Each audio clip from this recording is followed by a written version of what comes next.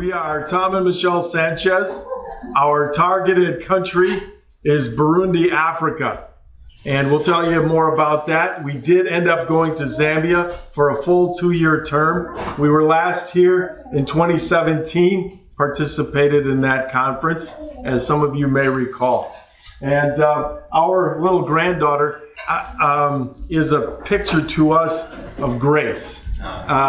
When we were here in 2017, I seem to recall that Zach Lloyd got sick. And did I end up not here? You were not here. And Michelle, you took I was here. Took the reins there. Children's hospital. Yeah.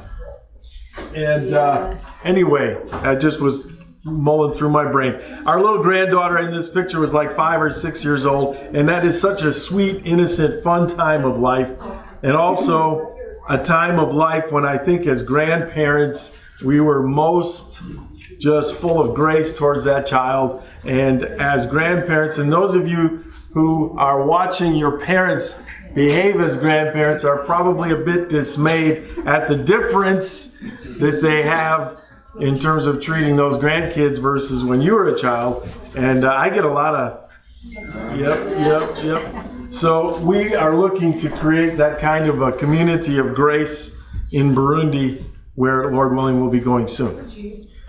So we were originally missionaries with Grace Ministries International from 1987 until 2000, along with our 3 kids. Our oldest was 10, and our son was 7, and our youngest was 6 years old when we were there. We worked in the village of Kama and in the city of Bukavu.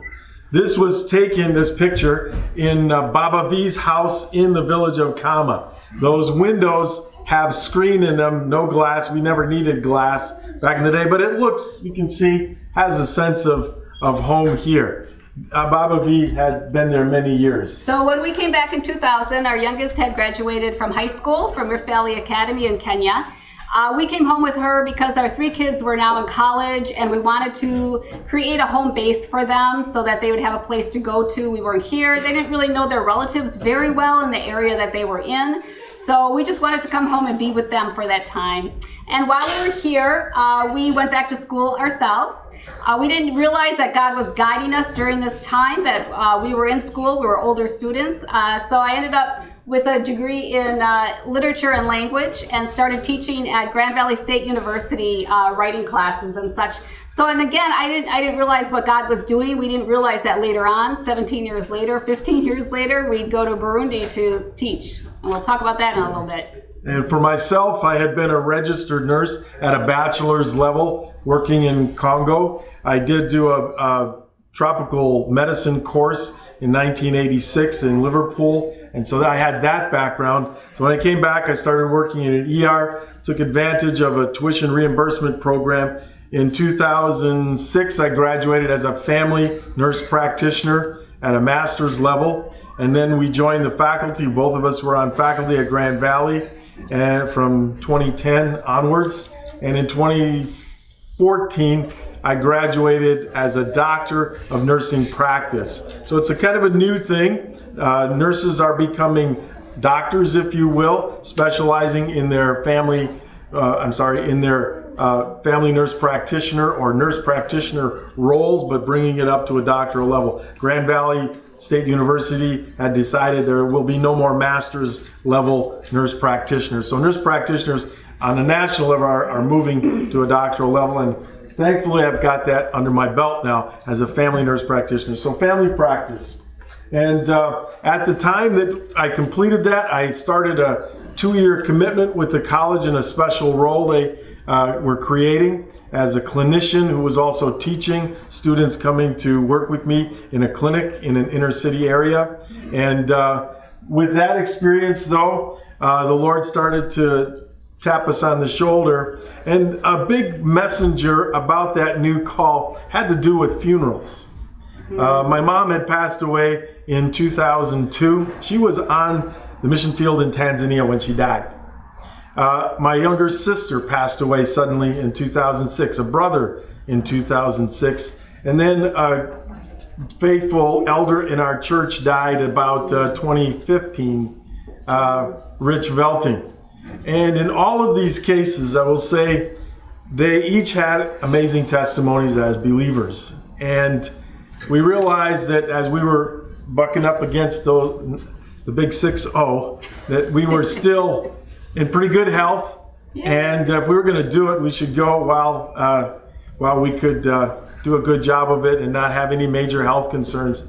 So we sensed that new call about 2015 applied to GMI in 2016. So in 2016, we took a survey trip and took a look at a few East African countries. We knew we were not going back to Congo because our director had closed that field. So we looked at Tanzania and Zambia and Kenya and Rwanda just to get a feel for where the Lord would have us. So when we came back from our trip, we told the mission board that we felt that God was calling us to the country of Burundi. It's a new field. It would be a new field, the number 6 of 8 new fields by 2023. But they asked us if we would consider going to the country of Zambia first to work with the church leaders there. And so we agreed to do that. And we have been there now the past 2 years. We just came home in December for our quick 6-month time home. But of course, it's extended because Burundi has closed its borders because of COVID. So we're kind of in a waiting GMI missionaries, Roth, the Moyers, Kennedy and his wife, the Sintois were there in Kabwe, right towards the center of the country. And the Myers were the last GMI missionaries to leave in 2015. So the church had been without a missionary for a couple of years. And they were asking for, the church, National Church was asking for somebody to come back. So we did that. We started out working at Grace Center, which is a building that Kennedy and Dan purchased in the center of town. It was a key area where there was church and other ministry going on. By the time we were there, there was virtually no ministry going on other than having the National Church offices there. And there was a church that had been started by Carl Moyer, a meeting in the open space in the lower level. But also there was a store owner on one side, photocopying businesses, even a restaurant running out back, things like that. So we met with the leadership and worked with them to at least get this church up on better footing. So we helped them to become organized. It was a blended church of white farmers, white Zambian farmers from Zimbabwe, a deaf community and local Zambians, and also a group of missionaries that just lived and worked from other denominations, other countries that lived and worked in Kabwe and outside of Kabwe. So the church was really full of a blended mix of different types of people, and we helped them to become organized. They did not have a pastor, and so the missionaries would rotate preaching on Sundays. And Sally Roth had started a deaf ministry at this church, and it was still running when we were there and needed a little bit of fortification as well. Yeah. Another area of ministry that the Lord put in our path that we didn't plan on, the guy in the dark blue shirt had a passion for prison ministry, and he was telling me that I needed to go. He had an 8th grade education. And he didn't feel adequate as a preacher. He was great with one-on-one ministry, asked me if I would come and preach to the guys. So finally one day I went, and in the middle of the prison was a huge oval of men in orange jumpsuits, about 700-800 strong. Huge ring. Waiting for us on this Saturday to preach. And somebody tapped me on the shoulder and said, "You're preaching today." I was along, but didn't quite expect that. But the Lord had always told me, have a message in your back pocket when you go on one of these visits. And it was amazing to step into that ring and have a translator work with me and preaching out in open air, by the way. This was open air in the center of the prison. And so at the top of my lungs, catching a breath while the translator did his part, and then blast away and up and down this ring. I had to walk an area that's about as big as your sanctuary here, going back and forth. And at the end of it, I gave a call to receive Jesus, and somewhere 70 to 100 men came forward there.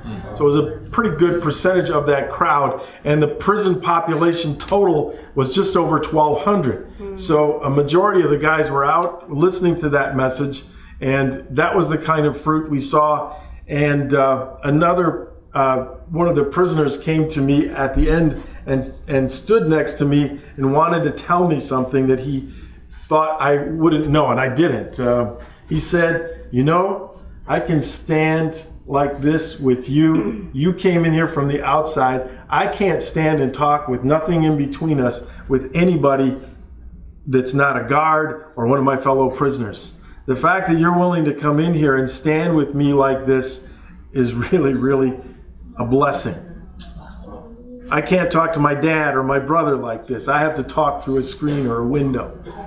So us being there right among them was a huge message in and of itself. And so we continued that ministry week upon week. The skinny guy in the light shirt, he is a prison chaplain. They actually hire chaplains for the prisons, and he's a Christian guy going through some seminary training, not really fully educated, but one of the guys doing that. That ministry just took off. And it was going so well that by 2019, when an Excite team came out, one of the things they did, Excite, by the way, is a team where relatively young people, you can see a lot of late high school, college agers there, a couple of old guys. We went into the prison with them. And not only this is the maximum security prison, by the way, there was also death row prisoners mixed in with the guys who were allowed to come and see this ministry. But they've been coming into the chapel where we would meet with them week after week after week. These guys were so gentle. And another sign of the genuineness of their conversions was that as we were preaching to this group of men who would come, fewer and fewer of them came forward, which is a good thing. That meant that I think that gospel message had reached everybody, and everybody who was coming had come forward. And they were coming more for education. We offered them Bible correspondence fellowship, PMA lessons. We had 100 guys sign up like that, another 100, and by the end of 2019, going into 2020, we're bucking up to 600 men out of that one prison, nearly half the prison population taking BCF PMA lessons. So it was just something the Lord blessed in an amazing way, and it just kept growing.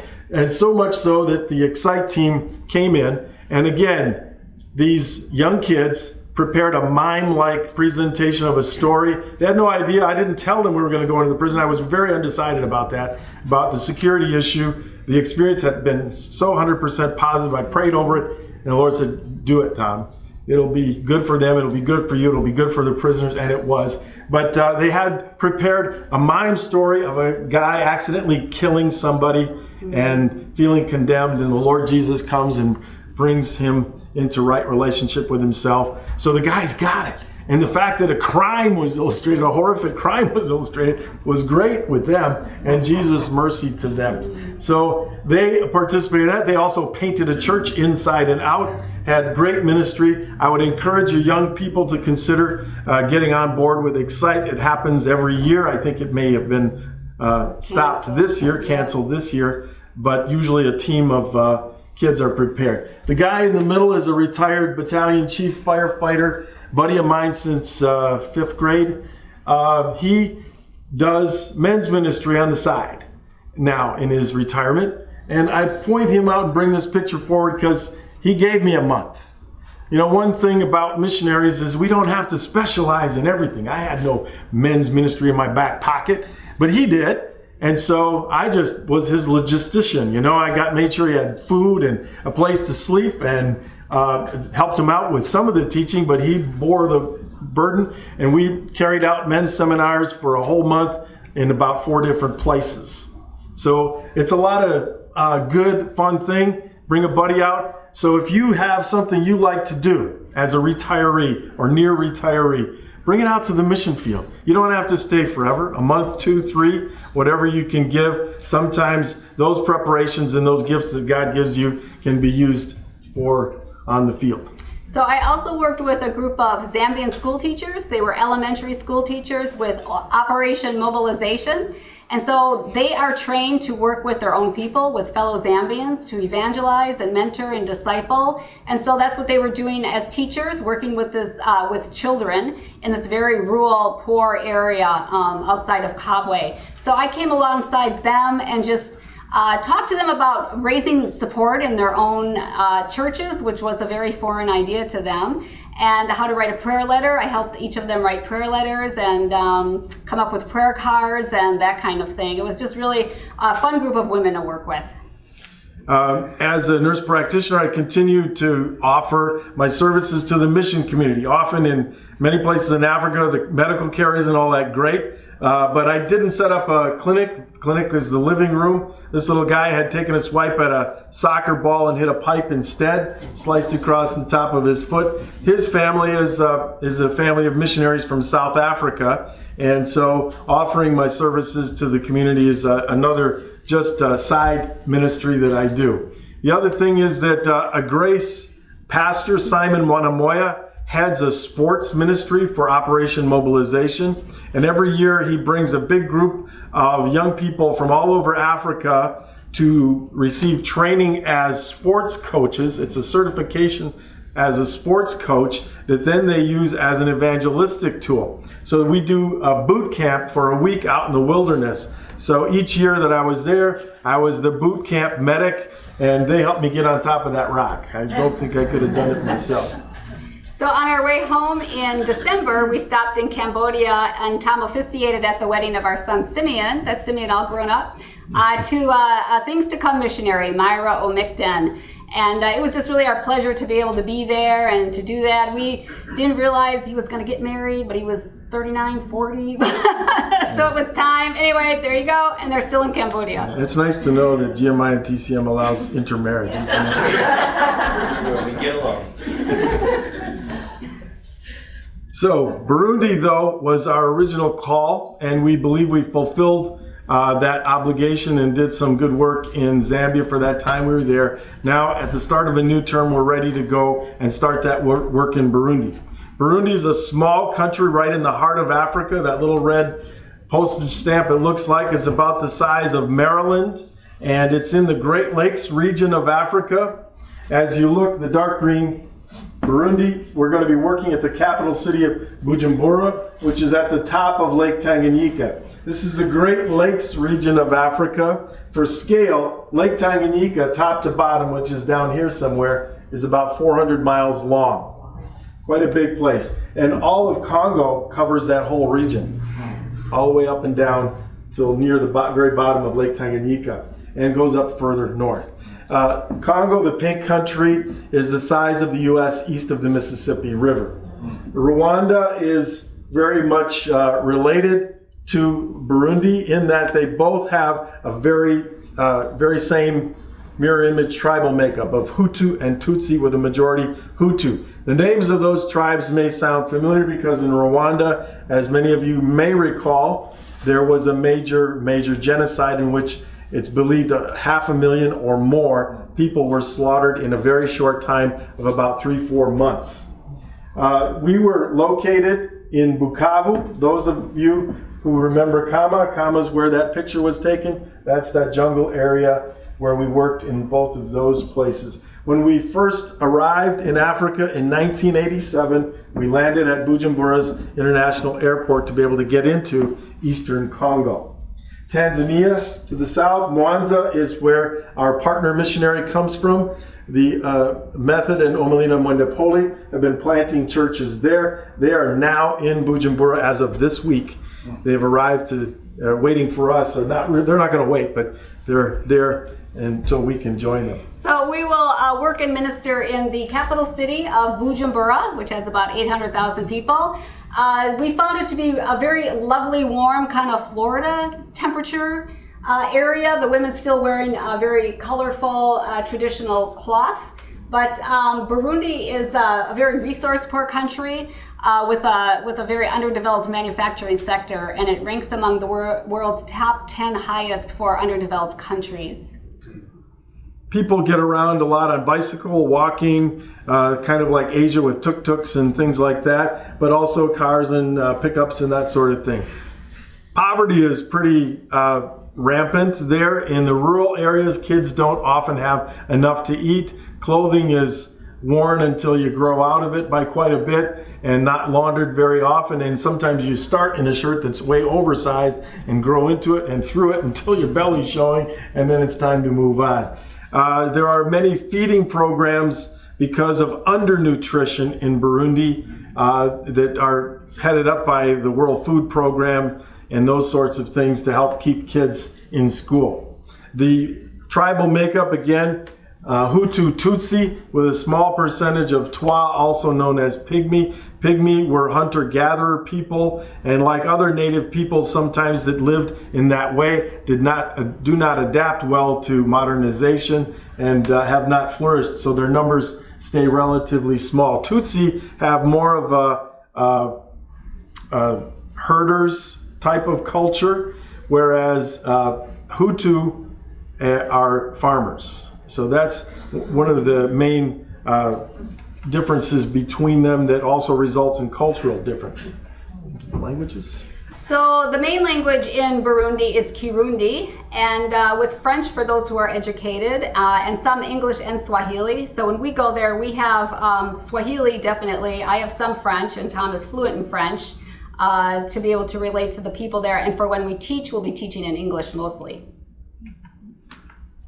The religious makeup is largely Christian, and you'll notice that Muslims are about under 3%, 3%-ish. That number is likely growing all the time. Islam tends to be one of the fastest growing religions in Africa. They send people away for training into the Mideast. But the status of Christians is one of being a mile wide, but only an inch deep. Christian influence is very thin-skinned. It's talked about that in Rwanda, when that genocide took place, again, the similar Christian makeup, supposedly mostly Roman Catholic, yet it did not seem to make a huge difference in the way people responded to that call to kill their neighbors. There's, of course, very little teaching from a dispensational perspective, if at all, and even where we're going, we'll tell you more about the university. They're not doing a very good job of even preparing their own pastors. So there are only 3 physicians to every 100,000 people, and life expectancy is low. There's only 66 hospital beds to every 100,000 people. So actually it really ranks in the top 10, as I said, of underdeveloped countries, but also in maternal and infant mortality rates and poverty and hunger. So it's a very poverty-stricken country. Literacy is very low, and there's been a history of war and factions that results in small pockets of genocide in Rwanda. In 2015, there was a major coup attempt. Then missionary families all left, and any with children were told not to come back with kids. So one of the attractions for Michelle and I at this stage of our life also is that we don't have to worry about small children or kids in school if this country should have further issues like this. So that presidential election in 2015 was contested in a way I hope ours is not going to be, but it was a big fight, and the next presidential election took place this year. That was 2015, now 2020, and that came off relatively peacefully. So that's good news. We think we're moving away from that. But many foreign diplomats, they're not told to bring their families as of yet because there is still conflagrations that happen in small pockets around this country. So it's not considered a stable place. However, we do see that there is hope for Africa. We're going to be going to Hope Africa University. So we will teach there as part-time volunteers. We're unpaid staff because our main goal is to plant a church, to mentor and disciple new believers, and to start a Grace Ministries International Burundi church. The university knows exactly what our plan is. We've signed a memorandum of understanding with them, so they know that we're unpaid staff. They're happy to get us to teach for free, and so we hope to glean students and faculty and other community members to start a church. We needed to have an invitation in order to enter the country. They don't just let anybody come in. You have to have someone saying they'll vouch for you as contributing to them. So we met with university leaders when we were there in 2016 and discovered that there is a faculty of nursing, a medical school. They're trying to open a dental school. They have a law school and other professions that will be prepared at a graduate level, master's and doctoral levels. They actually have another mission called Surge Mission, an American mission that has supplied like 6 to 10 American doctors who are doing the training in the medical school. But because of the unrest, all of those doctors, they're all young, in their 30s and such, have moved to a provincial capital, a provincial hospital where they're doing the clinical training there. So in town, in the capital, where the classroom education goes, they need people like Michelle and I and a few others. So we're going to teach, I will be teaching clinical skills at Kliniek Van Norman. That's the hospital attached to the university. But they've told us that we can go ahead with chapel times, Bible studies, and they even have an FM radio station. We've been told we can purchase 30-minute, say, blocks of time and have a weekly broadcast of Bible study, evangelism, development topics too, if we want. We're working with Methodi, also known as Method, the guy in the golden shirt. He's from that town of Mwanza in Tanzania, and GMI is working with partner missionaries. He's our partner missionary from Tanzania. He's an experienced church planter, having been doing that work with Steve Sherman most recently, and since he has that background, he has a hunger to join us in Burundi and do the same thing. The guy in the pink tie, someone asked me about contacts. The Lord has blessed us with this man as one. He was an employee of the university as chancellor of the university and left that job for, drum roll please, to be on the cabinet of the president of the country. So he's in the cabinet. He's the communications director. And he wants to see us get started in Burundi. A really good guy. So our vision for Burundi is the 6th of 8 new fields, GMI's Vision 2023. We hope to see Burundians getting ready for church leadership and planting the first Burundian-led GMI-associated churches in that country. We do and would like to see further missionaries join us, so we do recruit anybody interested in talking about that, thinking about that, whether you're a young person thinking for a long, extended career or an older folk who might be willing to go even short term, we'll take you. You just got to find the right fit, and usually there is. So again, we're going to volunteer as part-time unpaid faculty at Hope Africa University. We are waiting for the international airport to open so that we're able to apply for visas, and so we're able to fly in. But our goal really is to disciple future nurses, doctors, teachers, and civil servants to lead in or plant new churches in their hometowns, their own hometowns or countries, because the university does attract people from all over that area, from other countries, and even as far away as Turkey. So we're hoping to disciple, mentor new believers, and send them back. We were told that at one time, over half the student body was coming from countries outside Burundi.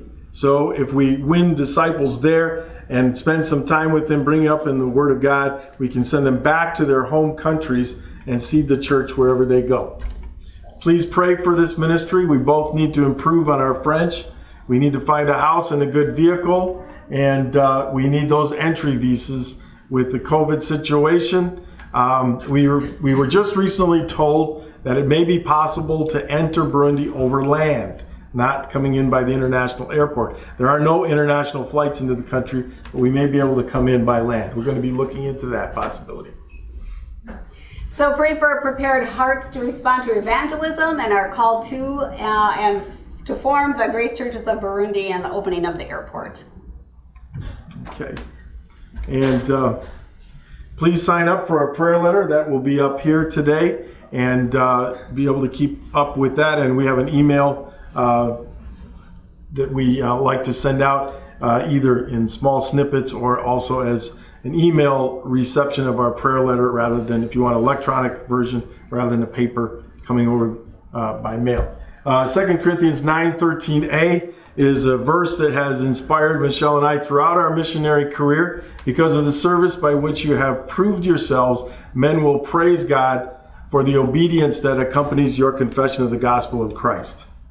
There is an aspect in which when we do what Jesus has, his love has inspired us to do, that's a message. It sends a strong message to people in the heart of Africa that there is something about us that's changed, that caused us to be willing to go to them, to serve them, and bring them the good news of Jesus Christ and live with them as brothers and sisters. Thank you very much.